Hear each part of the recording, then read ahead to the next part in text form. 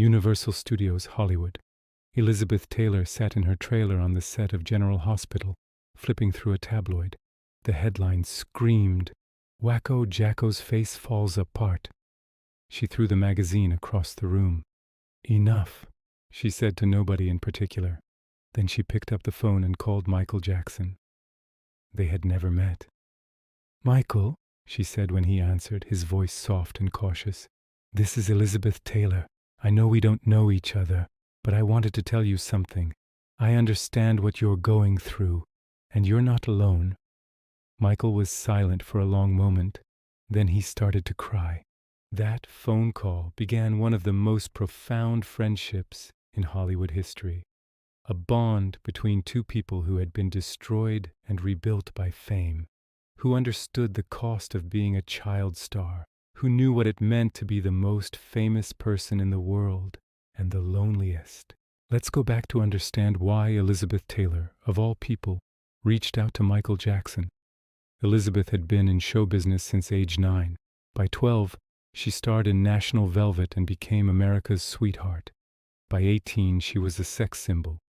By 25, she'd been married 4 times. Paparazzi followed her everywhere. Every relationship, every scandal, every ounce of weight gain was dissected by the media. She knew what it meant to be public property, to have strangers believe they owned you, to have your pain turned into entertainment. And when she saw the media tearing Michael Jackson apart, calling him Wacko Jacko, mocking his appearance, turning his eccentricities into punchlines, she recognized it, because they'd done the same to her, so she called.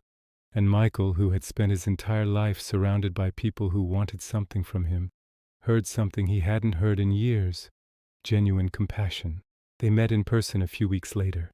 Elizabeth invited Michael to her home in Bel Air.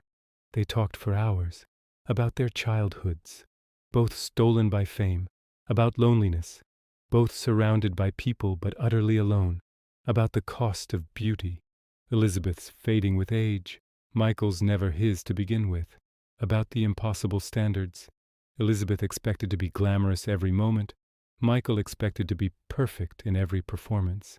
By the end of that first meeting, they weren't just acquaintances, they were family. Over the next 25 years, Elizabeth Taylor became Michael Jackson's protector, his advocate, his fiercest defender. When the media attacked, Elizabeth attacked back.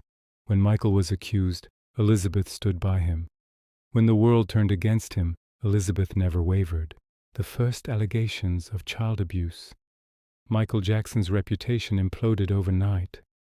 Major brands dropped him. Radio stations stopped playing his music. Former friends distanced themselves. The world that had worshipped him now wanted him destroyed. But Elizabeth Taylor? She went on Larry King Live and said, "I believe Michael is innocent. I've known him for 10 years. He loves children because he never got to be one himself. The media is crucifying him without a trial."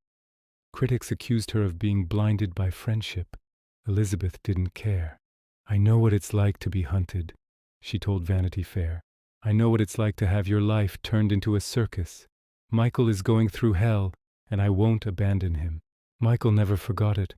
In a private letter to Elizabeth years later, he wrote, "You were the only one who stood by me when the whole world wanted me dead. You saved my life." But their friendship wasn't just about crisis. They were genuinely close, calling each other late at night, sharing secrets, making each other laugh. Elizabeth understood Michael's eccentricities because she had her own. Michael understood Elizabeth's vulnerabilities because he carried the same ones. They shared a love of luxury. Elizabeth with her jewels, Michael with his art collection. They shared a love of animals. Elizabeth had rescued dozens of pets. Michael had built a zoo. They shared a love of privacy. Both craved normalcy but knew they'd never have it. And they shared scars, deep ones. Elizabeth had been married 8 times, twice to Richard Burton, and every relationship had been devoured by the public. Michael had been engaged, married, divorced, and every moment scrutinized. Elizabeth had battled addiction. Michael had too. Elizabeth had been hospitalized for various ailments over the years. So had Michael. They were mirrors of each other. Two people who had given everything to fame and gotten pain in return. Elizabeth was hospitalized for a brain tumor. Michael flew to her side immediately. He held her hand through recovery, visited her daily, made her laugh when she wanted to cry. He was like a son to me, Elizabeth later said, but also like a brother, like the only person in the world who truly understood. When Elizabeth recovered, she returned the favor. 2003. The second wave of allegations. Michael was arrested, fingerprinted, humiliated on live television. His mugshot became a global punchline. The trial was set to begin in 2005. Michael was suicidal. Elizabeth called him every single day. "You will survive this," she told him. "I survived 8 marriages, tabloid wars, near-death experiences, and a brain tumor. You will survive this." And Michael did. In June 2005, he was acquitted on all counts. When the verdict was read, Michael collapsed in relief. One of the first people he called? Elizabeth. But their friendship also had a darker side. Both were enabled by their fame. Doctors gave them whatever pills they asked for. Staff looked the other way. The machine that created them also enabled their self-destruction, and neither could escape it. Elizabeth struggled with painkillers after multiple surgeries. Michael struggled with insomnia and anxiety medications. They talked about it, honestly, without judgment. But talking didn't stop it. They were both trapped in the same cycle. Fame creates pain. Pain requires medication. Medication creates dependency. Dependency requires secrecy. Secrecy creates isolation. And isolation kills. Elizabeth once said in an interview, "Michael and I understood something most people don't. Fame is a prison. You can have all the money in the world, all the success, all the adoration, but you're still locked in a cage. And the key is on the other side of the bars." By the late 2000s, both were fading. Elizabeth's health was declining. Michael was preparing for his "This Is It" comeback tour, but was clearly unwell. They still spoke regularly, but the conversations had changed. Less laughter, more worry. June 25, 2009, Michael Jackson died. Elizabeth Taylor was at home in Los Angeles when she heard the news. She didn't issue a public statement immediately. She couldn't. For hours she sat in silence, holding a photo of Michael, unable to process that he was gone. Finally, she released a statement. "My heart is broken. I have lost my little brother, my dear friend, my surrogate son.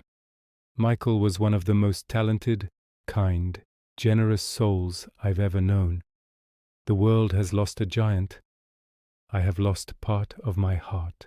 At Michael's memorial service on July 7, 2009, Elizabeth didn't attend. She was too devastated. Instead, she watched from home, weeping as Smokey Robinson, Stevie Wonder, and others paid tribute. Later, she visited Michael's grave privately, laying flowers and speaking to him as if he could still hear. "You finally got peace," she whispered. "I'm sorry it took death to give it to you." Elizabeth lived another 2 years. On March 23, 2011, she died of congestive heart failure at age 79. Her last words were reportedly about Michael. She wanted to be buried near him, close to her friend, her brother, her kindred spirit. Today, their friendship is remembered as one of Hollywood's most genuine. No ulterior motives, no business partnerships, just 2 broken stars who found solace in each other's understanding. Because Elizabeth Taylor and Michael Jackson shared something rare. They knew what it meant to be worshipped and destroyed by the same people, to be icons and prisoners, to be loved by millions and understood by no one except each other. Their friendship didn't save them from their fates, but it saved them from facing those fates alone. And in a world that took everything from them, that was the greatest gift they could give each other. Elizabeth Taylor once said, "Michael and I didn't need to explain ourselves to each other. We just needed to exist, and that was enough." In the end, that's all anyone needs.